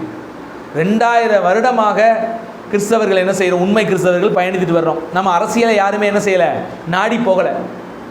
இடையில ஒரு கூட்டம் கத்தோலிக்க அந்த போப்பாண்டவரின் தலைமையின் போது அந்த அரசியலுக்கு கலந்த போது எவ்வளவு பிரச்சனைகள் சபைகளில் ஏற்பட்டுச்சு, சரித்திரத்தில் ஏற்பட்டுச்சுன்னு நம்ம கண்கூட என்ன செய்ய முடியுது, பார்க்க முடியுது. ஆக எப்போவுமே கர்த்தருடைய பிள்ளைகளே, நாம் தேவனை நம்பித்தான் இருக்க வேண்டுமே ஒழிய அரசர்களை நம்பி என்ன செய்யக்கூடாது. நம்முடைய அஸ்திபாரம் தேவனிடத்தில் தான் இருக்கணும், சரிங்களா? அவர் பொறுப்பாளராக இருந்து சில பொறுப்புகளை செய்ய வேண்டியது அவர் கடமை இருக்குது. அதற்காண்டி நம்ம ஓட்டு போகிறோம், செயல்படுறோம், அதெல்லாம் வேறு விஷயம். ஆனால் சபையோடு கூட அந்த அதிகாரங்களை என்ன செஞ்சிடக்கூடாது, எப்பவுமே கலந்து விடக்கூடாது.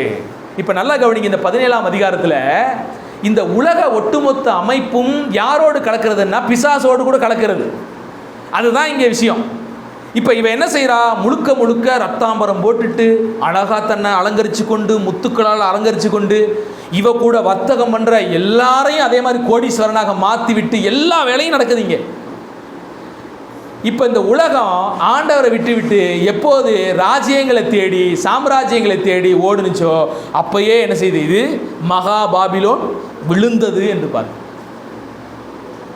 ஆக நாம் சிந்திக்க வேண்டிய முக்கியமான ஒரு விஷயம் என்னன்னு கேட்டிங்கன்னா, எப்போவுமே சபை தேவனுடைய பிள்ளைகள் உலகத்தோடு என்ன செய்யக்கூடாது, கலக்கக்கூடாது.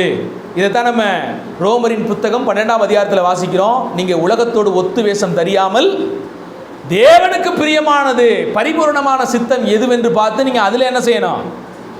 கர்த்தருடைய பிள்ளைங்க நீங்கள் உலகத்தோடு கலக்கக்கூடாது. உலகம் போகிற போக்கில் என்ன செய்யக்கூடாது, போகக்கூடாது. உலகமயம் என்று சொல்லிக்கொண்டு இன்றைக்கி ஓடுது பார்த்தீங்களா, நவீன யுகம். ஏஐ டெக்னாலஜிலாம் உள்ளே வந்துருச்சு. இன்றைக்கி என்னென்னமோ பண்ணுறான்.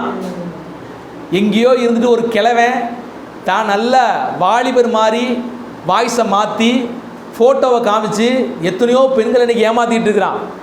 சில பெண்கள் ஆன்ட்டி என்ன செய்கிறாங்கன்னா, அவங்கள தங்களை ஏதோ 18 வயசு பிள்ளைகள் மாதிரி மாப் பண்ணி வீடியோ காமிச்சு வாய்ஸ் அழகாக காமிச்சு சில ஆண்களை ஏமாற்றிட்டு இருக்கிறான். இன்றைக்கி ஆப் வந்துருச்சு நிறையா. நீங்கள் நேரத்தை வேஸ்ட்டாக பண்ணிட்டு இருக்கீங்களா? கணவனை இழந்த பெண்ணா நீங்கள், இது கணவனை இழந்த பெண்ணா அல்லது உங்கள் துணையை இழந்த ஆணாக நீங்கள் இருக்கிறீங்களா? என்கிட்ட நீங்கள் பேசலாமே, மனம் விட்டு பேச நான் இருக்கிறேன். இந்த ஆப்பை டவுன்லோட் பண்ணுங்க, நீங்கள் என்ன வேணாலும் என்கிட்ட பேசுங்க. ஹலோ, புரியுதுங்களா? விபச்சாரம் புரியுதா? மகா பாபிலோனுடைய ஆவி உங்களுக்கு தெரியுதுங்களா? புரியுதுங்களா? இன்னைக்கு எல்லாம் நேரடியாக அதை வந்து என்னென்னா லீகலாக அதெல்லாம் கொண்டு வந்துட்டேன். இன்னைக்கு லீகலாக நீங்கள் எந்த பெண்ணோடும் அந்த ஆப்பில் இணைஞ்சிங்கன்னா நீங்கள் பேசிக்கொள்ளலாம். என்ன வார்த்தையை போட்டு நீங்கள் பேசிக்கலாம். உங்களை ஒரு பெண் இல்லாத இடத்த அந்த ஆப் மூலியமாக அது திருப்தி செய்யுது. ஒரு ஆண் இல்லாத இடத்த அந்த ஆப் என்ன செய்யுது, திருப்தி செய்யுது. நீங்கள் என்ன வேணாலும் மிங்கிலாகி பேசிக்கலாம். மனம் விட்டு எல்லாம் பேசலாமா? நான் இருக்கிறேன், பேசுங்க. லீகலாக கொண்டு வந்துட்டான் இன்னைக்கு ஆப்பு. அது பெரிய ஆப்புன்னு அவங்களுக்கு என்ன செய்யலை, இன்னைக்கு தெரியலை. இதுதான் வேசி. ஏன் இங்கே வேசின்னு அழைக்குதுன்னு கேட்டிங்கன்னா, இந்த டெக்னாலஜியை பயன்படுத்தி இந்த அதிகாரமிக்க அரசர்களை பயன்படுத்தி இந்த வேசி மேலே உட்காந்துட்டு இருக்காருன்னு பார்க்குறோம்லவா. இந்த வேசி என்னென்னா, உலகத்தில் இருக்கிற எல்லா டெக்னிக்கல், பொருளாதாரம், மதம் இதையெல்லாம் தன் வசப்படுத்தி வைத்திருக்கிற இந்த உலக மயத்தை குறிக்கிறதான சொல் தான் அந்த வேசி. இந்த உலக மயம், இந்த உலகம் என்ன செய்யுதுன்னா பிசாசோடு கூட கைகோர்த்துக்குச்சு. இப்போ பிசாசின் வல்லமையோடு கைகோர்த்து தேவனுடைய பரிசுத்தமான வழிகளை விட்டுவிட்டு, தேவனுடைய பரிசுத்தமான காரியங்களை விட்டுவிட்டு, எதெல்லாம் அசுத்தமோ எதெல்லாம் அசிங்கங்களோ அதெல்லாம் இந்த மிருகத்தோடு கூட கலந்து சம்பாசித்து இன்னைக்கு இந்த உலகமயம் ஓடிக்கிட்டே இருக்குது. இந்த உலகம் இப்போ எதை நோக்கி ஓடுது? நல்லா யோசிச்சு பாருங்க. இந்த ஒட்டுமொத்த உலகமும் இன்னைக்கு எதை நோக்கி நகர்ந்து கொண்டிருக்கிறது? இதுக்குள்ள மதம் இருக்குது, கடவுள் நம்பிக்கையெல்லாம் இருக்குது. ஆனால் அந்த கடவுள் நம்பிக்கையை கூட இந்த உலகம் எப்படி நகர்த்துதுன்னு கேட்டிங்கன்னா, எல்லாம் பார்த்தீங்கன்னா டெக்னாலஜி, பொருளாதாரம், செழிப்பு, அது இது இதை நோக்கியே இந்த உலகம் போகுது. தேவனை நோக்கி இந்த உலகம் என்ன செய்யறதில்லை, திரும்புறதில்லை. அருமையான தேவனுடைய பிள்ளைகளை, இதை குறித்து நீங்கள் என்ன செய்யணும்? ரொம்ப ரொம்ப எச்சரிக்கையாக இருக்கணும். கர்த்தர் இந்த காலத்தில் நம்ம எச்சரிக்கிறார். 18ஆம் அதிகாரத்தில் பேசும்போது பாருங்க, ஆண்டவர் எப்படி எச்சரிக்கிறார் பாருங்க. இந்த மாதிரியான விஷயத்தை குறித்து நீங்க என்ன செய்யணும்? விலகி எச்சரிக்கையா இருக்கணும். இதுல அகப்படாம நீங்க வெளியே வாருங்கள் என்கிற அழைப்பை தேவன் கொடுக்கிறார். 18ஆம் அதிகாரம் 4ஆம் வசனத்தை வாசிங்க.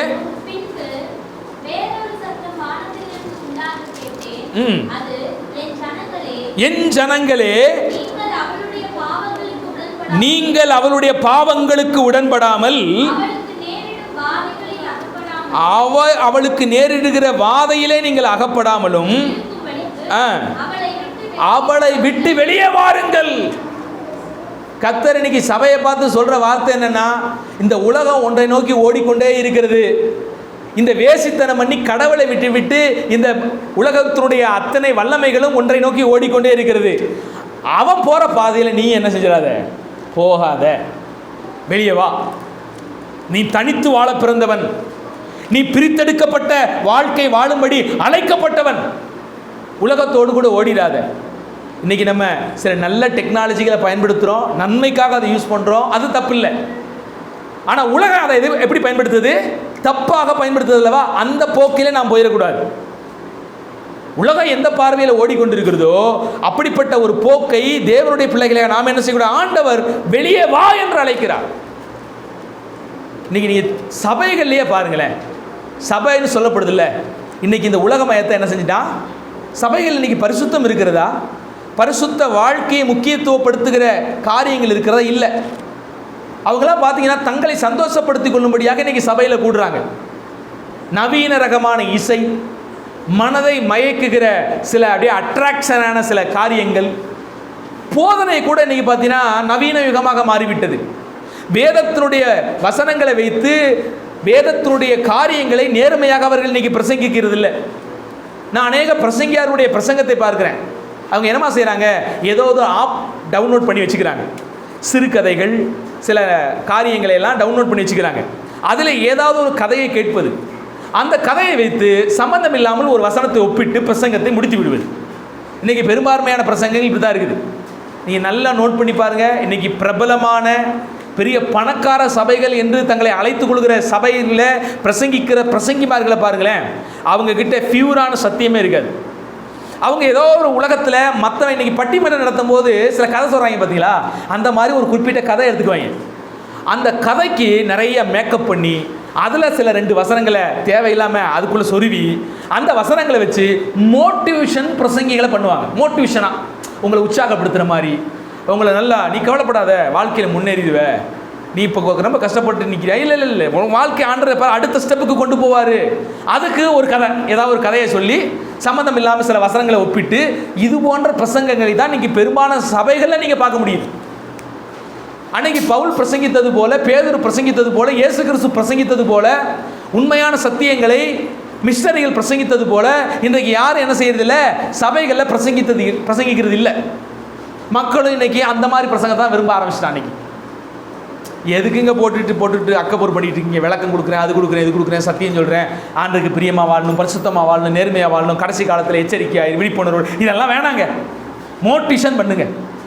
நாங்கள் கொஞ்சம் கஷ்டத்தோடு வந்திருக்கிறோம், வாழ்க்கையில் அது வேணும் இது வேணும் ஆசையோடு வந்திருக்கிறோம். அந்த ஆசைக்கு தீனி போடும்படி பாஸ்டருடைய பிரசங்கம் என்ன செய்யட்டும்? இருக்கட்டும். அதனால எந்த பாவத்தையும் குறித்து நாங்கள் கண்டிக்க தேவையில்லை. நாங்கள் இப்படி மோட்டிவேஷன் பண்ணிகிட்டே பிரசங்கம் பண்ணிட்டு ஓடுவோம். இன்றைக்கி எங்கு பார்த்தாலும் இந்த மோட்டிவேஷன் பிரசங்கம், உற்சாகப்படுத்துகிற பிரசங்கம், ஊக்கப்படுத்துகிற பிரசங்கம், இது மட்டும்தான் இருக்குமே ஒழிய சத்தியம் சார்ந்த பிரசங்கங்கள் இல்லை. இதுவே இன்னைக்கு பெரும்பான்மையான சபைகளும் கூட உலக மயத்தில் என்ன செய்து விட்டது? விழுந்து விட்டது. ஆனால் கர்த்தர் என்ன சொல்கிறார்? அந்த உலக மயத்தில் நீ விழுந்து விடாதே, அந்த வேசித்தனத்துக்குள்ள நீ போயிடாதே, வெளியே வா என்று தேவன் என்ன செய்கிறாரு? அழைக்கிறார். நீங்கள் பழைய ஏற்பாட்டிலும் பார்க்கும்போது எகிப்து நாட்டுக்குள்ள, அந்த எகிப்தினுடைய காரியத்துக்குள்ள உழன்று கிடந்த இஸ்ரவேல் மக்கள் ஆண்டவர் என்ன செய்கிறாரு? வெளியே வா என்று அழைக்கிறார். அதுக்குள்ளே போகாத. வெளியே வந்ததுக்கு அப்புறமும் வனாந்தரத்தில் இஸ்ரவேல் மக்கள் 10 முறை எகிப்தை திரும்பி பார்க்குறான். அங்கே இருக்கிற கொம்மட்டிக்காயை நினச்சி பார்க்குறான், அங்கே இருக்கிற ஆசீர்வாதங்களை நினச்சி பார்க்குறான், செழிப்பை நினச்சி பார்க்குறான். ஆண்டவர் அதை சும்மா ஓகே பரவாயில்லன்னு சொன்னார். ஆண்டவர் எப்போ எல்லாம் இவன் பாபிலோனை நினைச்சு பார்த்தாலும் கூட ஆண்டவர் என்ன செய்யறார்? அது வேசித்தனம் என்று தான் சொல்றார். அருமையான கர்த்தருடைய பிள்ளைகளே, அங்கேயும் தேவன் அழைப்பு கொடுக்கிறார். நீ பாபிலோனை விட்டு, எகிப்தை விட்டு வெளியே வா.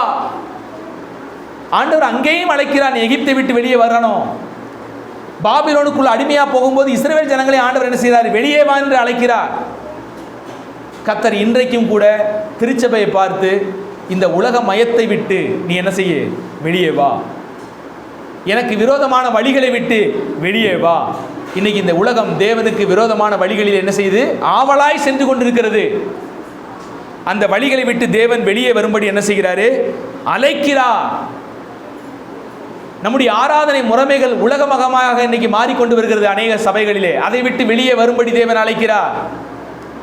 இஸ்ரவேல் ஜனங்களை பார்த்தீங்கன்னா அன்னைக்கு கர்த்தரை ஆராதிக்கணும்னு சொன்னாங்க, ஆனால் அவங்க உலகத்தோடு கலந்து கர்த்தரை ஆராதித்தாரு. கர்த்தர் சொல்றாரு, அது எல்லாம் எனக்கு அருவருப்புங்கிறார். ஒரு வசனத்தை நீங்க எடுத்து வாசிக்கலாமே. ஏசாயா புத்தகம் 1 அதிகாரம் 13 வசனத்தை வாசிங்க. ஏசாயாவின் புத்தகம் 1ஆம் அதிகாரம் 13ஆம் வசனத்திலிருந்து வாசிங்க பார்ப்போம். உன் பலிகளின் திரள் எனக்கு என்னத்துக்குங்கிறாரு. இனி வீண் காணிக்கைகளை, நல்லா கவனிங்க, ஏன் ஆண்டவர் வீண் காணிக்கைகளை கொண்டு வர வேண்டாம்னு சொல்றாரு? ஏன்னா அவன் வாழ்க்கை சரியில்லை. அவன் மற்ற ஜனங்களுடைய வழிபாட்டையெல்லாம் உள்ளே கொண்டு வந்து அவங்க வாழ்வு முறைமையெல்லாம் கற்றுக்கொண்டு தேவனை விட்டு என்ன செய்கிறான், பின்வாங்கி வாழ்ந்துக்கிட்டு இருக்கிறான். ஆனால் பலி ஆண்டவர் செலுத்திக்கிட்டே இருக்கிறான். கத்தருக்கு போய் பலியையும் செலுத்துறான், எல்லாம் பண்ணுறான். ஆனால் வாழ்வு முறை மட்டும் கத்தர் காட்டின பாதையில் அல்ல, வேறு பாதையில் அவன் வாழ்கிறான். அப்போ ஆண்டவர் என்ன சொல்கிறாருன்னா, உன் பலி எனக்கு வேஸ்ட் ஐயா. நீங்கள் தேவனுக்கு பிரியமாக வாழாமல் அவர் காட்டுகிற பாதையில் நீங்கள் நடக்காமல் ஆண்டவருக்கு பலியை மட்டும் செலுத்திக்கிட்டு இருக்கீங்க, சபைக்கு மட்டும் வர்றீங்க, காணிக்க மட்டும் போடுறீங்கன்னா அதை ஒருபோதும் தேவன் என்ன செய்ய மாட்டார். உன் பலிகளின் திரள் எனக்கு என்னத்திற்கு என்று கேட்கிறார் தேவன். அது எனக்கு அருவருப்புன்னு சொல்கிறார். இன்றைக்கும் இந்த ஆவிக்குரிய வட்டாரங்களில் சபைகள் அதே போல தான் இன்றைக்கி வாழ்ந்துக்கிட்டு இருக்குது. ஏசையா காலத்தில் இன்றைக்கி இஸ்ரவேல் ஜனங்கள் ஆண்டவருக்கு பலியெல்லாம் மறக்காமல் செலுத்தினாங்க, ஆலயத்துக்கெல்லாம் கரெக்டாக போயிடுவாங்க. ஆனால் செய்கிற வாழ்வு முறை மட்டும் எப்படி இருந்துச்சு, அது மற்ற ஜனங்களை போன்று இருந்துச்சு. கர்த்தர் அதனால் உன் பழியே எனக்கு தேவையில்லைடா அப்படிங்கிறார் ஆண்டவர். நீ வாழ்கிற வாழ்க்கை பூரா உலக மயத்துக்குள்ளே எனக்கு நீ பழி மட்டும் செலுத்திட்டா உன்னை நான் அங்கீகரிச்சிருவேனான்னு கர்த்தர் கேட்குறாரு. ஆராதனையே கர்த்தர் அருவருத்தாராம். யோசிச்சு பாருங்களேன். அந்த வசனத்தை வாசிச்சிடலாமே. ஆமோஸின் புத்தகம் 5ஆம் அதிகாரம் 21ஆம் வசனத்திலிருந்து ஒரு வாசியுங்கள். ஆமோஸின் புத்தகம் 5ஆம் அதிகாரம் 21ஆம் வசனத்தில் எப்படி எப்படி எப்படி வசனம் எப்படி இருக்கு? உங்கள் பண்டிகைகளை நான், இந்த வார்த்தையை கவனிங்களேன். அந்த பண்டிகை யார் தான் கொடுத்தா? ஆண்டவர் தான் கொடுத்தார் இஸ்ரேல் மக்களுக்கு. இப்போ அந்த பண்டிகையை இஸ்ரேலுக்கு கொண்டாடிக்கிட்டு இருக்கிறான். ஆனால் ஆண்டவர் என்ன செய்கிறாரா? பகைக்கிறேங்கிறார் அந்த பண்டிகையை. அப்புறம் உன் ஆசரிப்பு நாட்கள்லாம் கர்த்தர் நிமித்தம் அனுமதிக்கிறீங்களவா? சபை ஆசரிப்புகள் அதையெல்லாம் எனக்கு பிரியமே இல்லை. உங்க தகன பலியும் உங்க போஜன பலியும் எனக்கு படைச்சாலும் நான் அதை என்ன செய்ய மாட்டேன், அங்கீகரிக்கவே மாட்டேன், ஏற்றுக்க மாட்டேங்கிறார். ஏன் ஏற்றுக்க மாட்டேன்? நீங்கள் அந்த ஆமோஸ் புத்தகத்தில் என்ன வாசி பாருங்க. அந்த மக்கள் பூரா அந்நிய நாட்டோடு கலந்துட்டான். எல்லாம் கலந்து செய்கிறான், கர்த்தருக்கும் செய்கிறான். இன்னைக்கு இந்த உலக மயத்தோடு சபை என்னாகிவிட்டது? கலந்து விட்டது. பெரும்பான்மையான சபைகள் சபைக்கு வருவதே, கர்த்தரை தேடுவதே எதற்காகனா வணிகம், பொருளாதார முன்னேற்றம். உங்கள் சபைக்கு இத்தனை வருஷமாக போகிறீங்களே, நீ இன்னும் வீடு வாங்கலையா ஐயா, காரு வாங்கலையா, பொருளாதாரத்தில் முன்னேறலையா, என்னமோ சபைக்கு வந்துட்டா இதுதான் ஆசீர்வாதங்கிற மாதிரி இன்றைக்கி பெரும்பான்மையான சபைகள் போதிக்க ஆரம்பித்து விட்டார்கள். செழிப்பு உபதேசங்களை மிக கடுமையாக போதிக்கிற அநேக போதகர்கள் இன்றைக்கி என்ன பண்ணிட்டாங்க, பெருகிவிட்டார்கள். இந்த வேசியை பாருங்க 17ஆம் அதிகாரத்தில் இவன் என்ன பண்ணிட்டான், ரத்தாம்பரம் மெல்லிய சிவப்பு எல்லாம் அணிஞ்சிருந்து சிங்காரமாக இருக்கிறா. இவன் எல்லாம் வர்த்தகம். இவளும் நல்லா கோடீஸ்வரியாக இருக்கிறா. இவகிட்ட வர்த்தகம் பண்ணின எல்லாம் கோடீஸ்வரனாகவே இருக்கிறாங்க. ஆனால் இவளை பார்த்து கர்த்தர் சொல்லுது என்னன்னா, வேசி, என்னை விட்டு விட்டு நீ என்ன பண்ண, மற்றவங்க கூட எல்லாம் நீ மற்றவங்களுடைய எல்லா காரியத்தையும் நீ சேர்த்து வாழ்கிற, நீ வேசிங்கிறார் ஆண்டவர். அதுபோல தான் இன்றைக்கி திருச்சபைகளும் இரண்டாவது எஜமானாகிய பணத்துக்கு பின்னால் என்ன செஞ்சிருச்சு, ஓடிருச்சு. இன்னைக்கு எங்கு பார்த்தாலும் பணம் பணம். பணத்துக்கு பின்பாக ஓடுகிற கூட்டத்தை நம்மால் என்ன செய்ய முடியுது? நான் யூடியூப்பில் அந்த வசனத்தை குறிப்பிட்டிருந்தேன். இங்கேயும் அந்த வசனத்தை நான் உங்களுக்கு ஞாபகப்படுத்த விரும்புகிறேன். மீகாவின் புத்தகம் 3ஆம் அதிகாரம் 11ஆம் வசனத்தை வாசிக்கலாம். அதன் தலைவர்கள் ஹலோ எதுக்கு நியாயம் இருக்கிறானா? நியாயமெல்லாம் இருக்கிறான். ஆனால் எப்படி நியாயம் இருக்கிறான்? பரிதானம்னா என்ன அர்த்தம்? லஞ்சம். நடக்குதா? இந்த உலகம் எதை நோக்கி போகுது? என்ன நல்ல காரியம் பண்ணாலும் அது அவனுடைய கடமையாக இருக்கும். ஆனால் அது லஞ்சம் இல்லாமல் என்ன செய்ய மாட்டான். சரிடா, உலகம் தான் இப்படி இருக்கிறான், தலைவர்கள் தான் இப்படி இருக்கிறாங்க, நாட்டினுடைய தலைவர்கள் இப்படி இருக்கிறாங்க. சரி, சபைக்குள்ள எப்படி இருக்கிறான்? கீழே பாருங்க. அதன் ஆசாரியர்கள் கூலிக்கு உபதேசிக்கிறான். அடோ, ராஜாக்கள் தான் என்ன பண்றான், அவன் செய்யற கடமையை காசு வாங்கிட்டு மக்களுக்கு செய்யறான்னா, உபதேசிக்கிற ஆசாரியன் என்ன பண்றான், கூலி இல்லாம என்ன செய்ய மாட்டான், இன்னைக்கு நிறையா போதகர்கள் காசு பேசிட்டு தான் என்ன செய்கிறாங்க, ஐயா 4 லட்சம் தரியா 5 லட்சம் தரியா உங்கள் கூட்டத்துக்கு 3 நாள் வந்து பேசுறதுக்கு கேட்குறானா இல்லையா? திருச்சபை பாஸ்டர் இன்னைக்கு எப்போ பார்த்தாலும் காணிக்க தந்தாதாண்டா உனக்கு ஆசீர்வாதம்னு பிரசங்கம் பண்ணுறானா இல்லையா? எல்லாம் வேசித்தனம். நான் சொல்லுவேன் அவெல்லாம் வேசி. அப்படிப்பட்ட பாஸ்டர்மார்கள் அப்படிப்பட்ட ஊழியர்கள்லாம் வேசிகளாக இருக்கிறார்கள். ஐயா நான் சொல்லலை, யார் சொல்கிறா? தேவ வார்த்தை சொல்லுது. அங்க இருக்கிற ஆசாரியர்கள் கூலிக்கு என்ன செய்யறான்? உபதேசிக்கிறான். தீர்க்கதரிசி கீழே என்ன வாசிக்கிறான்? அதன் தீர்க்கதரிசிகள் பணத்துக்கு. ஐயா மேல என்ன வாசிச்சோம்? தீர்க்கதரிசி. ஆனா எப்ப நீ பணம் வாங்க ஆரம்பிச்சிட்டியோ அப்பயே நீ யாரு? குறிகாரன். என்ன பேரு? காசு இல்லாம தீர்க்கதரிசி சொல்ல மாட்டான். இன்னைக்கு இந்த இவாஞ்சலிஸ்ட் கொவாஞ்சலிஸ்ட்னு போட்டுருக்கான் பார்த்தீங்களா? அவனை நீங்கள் பார்க்கணுனாலே 5000 ரூபா கொடுக்க அவனை பார்க்க முடியாது. இன்னைக்கு டிவியில் தோன்றுகிற மிகப்பெரிய ஊழியர்கள் அந்த இவாஞ்சலிஸ்ட்னு மேடையில் வந்து சுவிசேஷத்தோட மாதிரி சொல்லுவான். ஆனால் அவனை நீங்கள் பார்க்க போனீங்கன்னா குறி சொல்லுவான். எனக்கு நிறைய ஃபோன் கால் வருது. ஐயா நான் இந்த ஊழியரை நான் பார்க்க போனேன், பிரபலமான ஊழியர், மேடைகளிலே தோன்றுகிற ஊழியர், அவரை நான் பார்க்க போகிறதுக்கு 5000 ரூபா கட்டினா தான் உங்களை உள்ளே விடுவேங்கிறான். சரி நான் 5000 ரூபா கட்டி போகும்போது என் பிரச்சனையை சொல்லி ஜெபம் பண்ணுங்கன்னு சொன்னால் அவன் என்ன செய்யறான்? அப்போ தான் எனக்கு ஜெபம் பண்ணுறான். கையில் காசு கொடுத்தா தான் என்ன வருது? ஜெபம் வருது. பழைய ஒரு வீடியோ நமது சாலமோன் சகோதரர், தியோஸ் காஸ்பல்கள் சபையினுடைய போதகர் சாலமோன் சகோதரர் தினகரன் அவர்களுடைய மீடியாவில் ஒரு கடுமையான செய்தியை அவர் பதிவிட்டிருந்தார். அவர்களை விமர்சித்து இயேசு அழைக்கிறார் அந்த ஊழியத்தை குறித்து விமர்சித்து ஒரு கடுமையான ஒரு வீடியோவை வெளியிட்டிருந்தார். என்ன வீடியோ தெரியுமா? அவர்களுக்கு என்று ஒரு வெப்சைட் இருக்குது. அந்த வெப்சைட்டுக்குள்ளே நீங்கள் உங்கள் ஜெப குறிப்புகளை என்ன செய்யலாம்? சொல்லலாம். அவர்கள் அதுக்காக ஜெபிப்பாங்களாம். சரி ஓகே நல்லது, நீங்கள் உங்கள் ஜெப குறிப்பை அவங்களுக்கு தெரியப்படுத்துறீங்க, அவங்க அதுக்காண்டி என்ன செய்ய போகிறாங்க? ஜெபிக்க போகிறாங்க. ஆனால் என்னென்னா உங்கள் ஜெப குறிப்பை அதில் என்ன செய்யணும்? மெசேஜாக நீங்கள் போடணும்னா 5000 ரூபா கட்டி தான் உள்ளே போக முடியும். அதை அவர் பார்த்துட்டு பயங்கரமாக ஒரு மிகப்பெரிய வசனத்தின் அடிப்படையில் ஒரு விமர்சனம் பண்ணினார். எனக்கு இன்றைக்கும் அந்த வீடியோவை பார்த்தா எனக்கு ஞாபகம் தெரியுதுங்களா? என்ன செய்கிறான்னா அதுதான் குறி சொல்கிறது. நீங்கள் மக்களுக்காக பரிதாபத்தோடு ஜெபிக்கலாம், அது ஒரு ஊழியக்காரருடைய வேலை. ஆனால் எப்போ காசு வாங்கிட்டு செய்ய ஆரம்பிக்கிறீங்களோ, காசு கொடுத்தாதான் உங்களுக்கு நான் ஜெபம் பண்ணுவேங்கிற ஒரு முடிவுக்கு நீங்கள் வர்றீங்களோ, அப்போது நீங்கள் குறிகாரர்களாக மாறி போகிறீர்கள். கர்த்தரே அந்த தீர்க்கதரிசி என்று சொல்லக்கூடிய மனிதர்களை தேவன் எப்படி அழைக்கிறாரு? குறிகாரன் என்று தான் அழைக்கிறார். அதே பழைய ஏற்பாடை தான் வாசிக்கிறோம். குறி சொல்றவனை தேசத்தில் வைக்காத கொன்னு அடிச்சிருக்கிறார் ஆண்டவர். புதிய ஏற்பாட்டானால நாங்கள் பொறுத்துட்டு போகிறோம், விமர்சனத்தோடு விடுறோம். பழைய ஏற்பாடாக இருந்துச்சுன்னா ஆமாம் இவங்களெல்லாம் என்ன செய்யக்கூடாது? விடவே கூடாது. நல்லா கவனி. அப்போ அருமையான தேவனுடைய பிள்ளைகளே, இன்னைக்கு சபையும் கூட வேசியாக என்ன செய்யுது? மிருகத்தின் மேல் அமர்ந்திருக்கிற பார்வையை நம்மால் பார்க்க முடியுது. சில சபைகள் தான் உண்மையாய் ஓடுகிறது.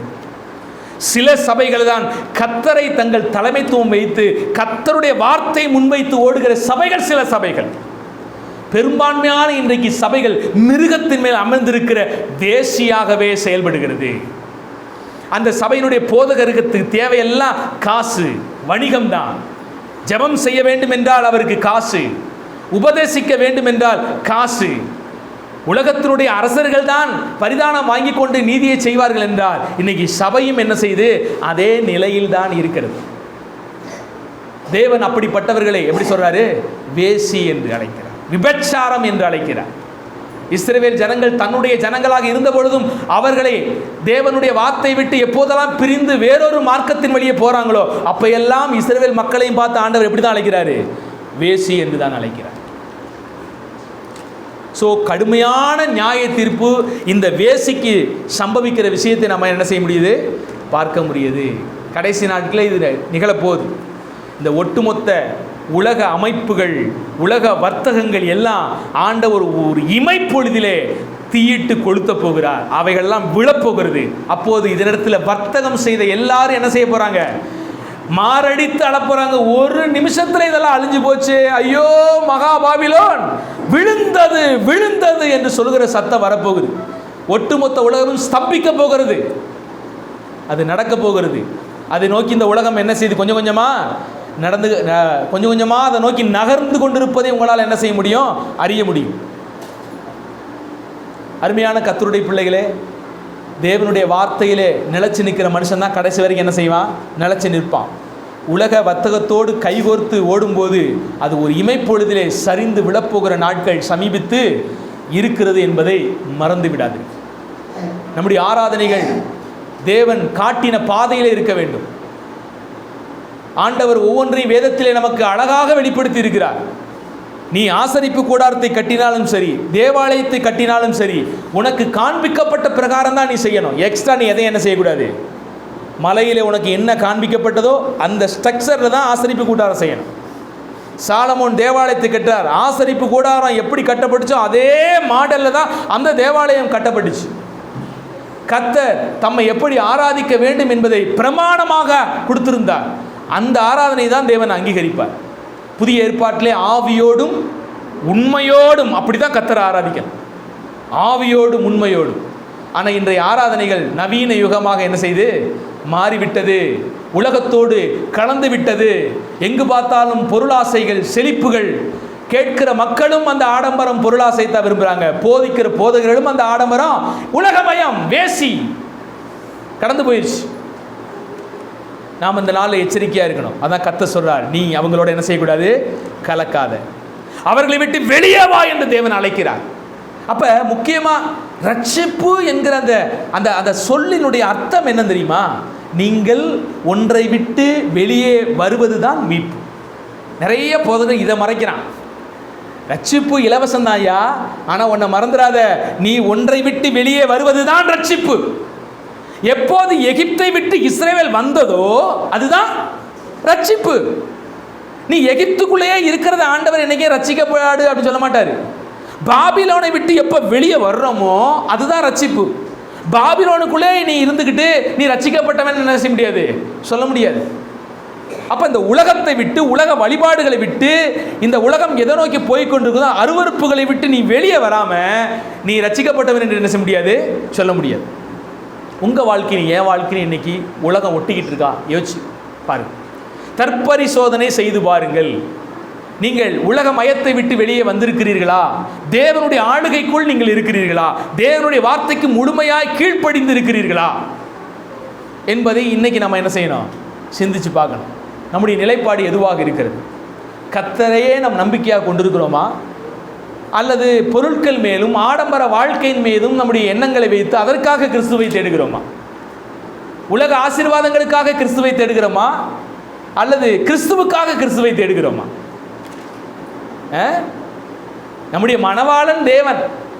அப்ப மணவாளுடைய ஆசீர்வாதத்தை பார்த்து மணவாளனை தெரிந்தெடுக்கிறீர்களா, அல்லது மணவாளனுடைய குணாதிசயங்களை பார்த்து இவர்தான் என்னுடைய மணவாளன் என்ற அடிப்படையிலே நீங்க மணவாளனை தேடுகிறீர்களா? மணவாளனை தேடும் போது மணவாளன் மணவாட்டிக்கு எல்லாத்தையும் என்ன செய்வாரு, கொடுப்பார், அது உண்மைதான். ஆனால் நீங்க மணவாளனுடைய சம்பத்தை வைத்து மட்டுமே அவர் என்ன செய்யக்கூடாது, பாக்கெட்டில் இருக்கிற காசை மட்டுமே பார்த்துக்கிட்டு மணவாளனை என்ன செய்யக்கூடாது, தேடக்கூடாது. ஏன்னா வேற ஒருத்தர் நிறையா வச்சுக்கிட்டு வருவான், என்கிட்ட வரியான்னு கேட்பான். அப்புறம் நீங்கள் உங்கள் மணவாளனுடைய பாக்கெட்டில் இருக்கிற பணம், அந்தஸ்து, அவர் என்ன ஸ்டேட்டஸ், இதை மட்டும் பார்த்து போனீங்கன்னா வேற ஒருத்தர் அதை விட ஜாஸ்தியாக வச்சுட்டு வந்து காட்டுவான், நான் அதை விட ஜாஸ்தியாக வச்சிருக்கிறேன் அப்படின்னு. புரியுதுங்களா? அப்போ உண்மையான மணவாளனாகிய இயேசு கிறிஸ்துவை நீங்க உண்மையாக நீங்க என்ன செய்யணும், அவரை தேடணும். அதுதான் அவரை ஆராதிக்கிறவர்கள் ஆவியோடும் உண்மையோடும் அவர் என்ன செய்யணும். அதான் நீங்க வேதத்தில் வெளிப்படுத்தும் விசேஷத்தில் பரிசுத்தவான்களை குறித்தெல்லாம் எழுதப்படும் போது அவர்கள் உண்மையுள்ளவர்கள், அவர்கள் வாயிலே கபடமில்லை என்றெல்லாம் வாசிக்கிறோம். அப்ப நல்லா கவனிங்க, மீட்கப்படுதல் என்கிற அதில் இருக்கிற ஒரு முக்கியமான விஷயம் ஒன்றை விட்டு வெளியே வருவது. ஆண்டவர் அதை வெளியே வாருங்கள் என்று அழைக்கிறார். அதுக்குள்ளே இருந்தேனா என்ன நடக்கும்? அந்த 18ஆம் அதிகாரத்தில் என்ன வாசிச்சோம்? அதுக்குள்ளேயே இருந்தேனா அவளோடு கூட நீயும் வாதிக்கப்படுவாய் என்றதையும் வேதம் வெளிப்படுத்துது. வாசிக்கலாமே 18ஆம் அதிகாரம் 4ஆம் வசனம். மீண்டுமாக அந்த வசனத்தை வாசிங்க. 18:4.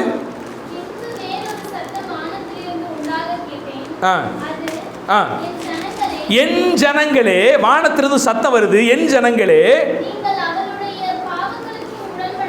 அந்த வேசியினுடைய பாவங்களுக்கு உடன்படாமலும், நல்லா கவனிங்க, அவளுக்கு நேரிடும் வாதைகளில், அந்த பாவத்துக்கு நீங்க உடன்பட்டீங்கன்னா வாதைக்கும் உடன்படுவீங்க. புரியுதுங்களா? அப்ப ஆண்டவர் என்ன செய்யறாரு? முதலாவது அவ பாவத்தை விட்டு முதல்ல வெளியே வா அப்படிங்கிறார். பாவத்தை விட்டு வெளியே வந்தாலே வாதைகளை விட்டும் நீங்க என்ன செஞ்சிருவீங்க? வெளியே வந்துருவீங்க. அதுதான் ரட்சிப்பு. அலைக்கும் தேவனுடைய சத்தம் இன்றைக்கு நமக்கு துணிக்கிறது. இன்றைக்கு நம்முடைய ஜீவியத்தை கொஞ்சம் என்ன செய்வோம்? சீர்தூக்கி பார்ப்போம். உலக காரியத்துக்குள்ள பாபிலோன் ஆவி இன்னைக்கு நமக்குள்ள இருக்கா? பாபிலோனிய சிந்தை இன்னைக்கு இருக்குதா? உலகம் எதை நோக்கி ஓடுதோ அதை நோக்கி நம்ம ஓடிக்கிட்டு இருக்கிறோமா? அல்லது கர்த்தரை நோக்கி நம்ம என்ன செஞ்சுட்டு இருக்கோம்? ஓடிக்கிட்டு இருக்கோமா? நம்ம ஆவிக்குரிய ஆராதனைகள் வேதத்திலே காண்பிக்கப்பட்ட பிரகாரமாக இருக்கிறதா? அல்லது இன்றைய நவீன யுகங்களாக அவைகள் மாறிக்கொண்டு வருகிறதா? கொஞ்சம் நம்முடைய ஆராதனை, கொஞ்சம் நம்முடைய வாழ்வு அனைத்தையும் சீர்தூக்கி பார்ப்போம். ஒருவேளை கொஞ்சம் தடம் புரண்டு கொஞ்சம் வழிமாறனமாக இருந்துச்சுன்னா உடனே உங்கள் வழிகளை சீர்படுத்தும். கர்த்தர் நம்மை ஆஸ்வதிக்கட்டும். நம்ம அடுத்த வாரத்தில் 19ஆம் அதிகாரத்துக்கு நேராக என்ன செய்ய போகிறோம்?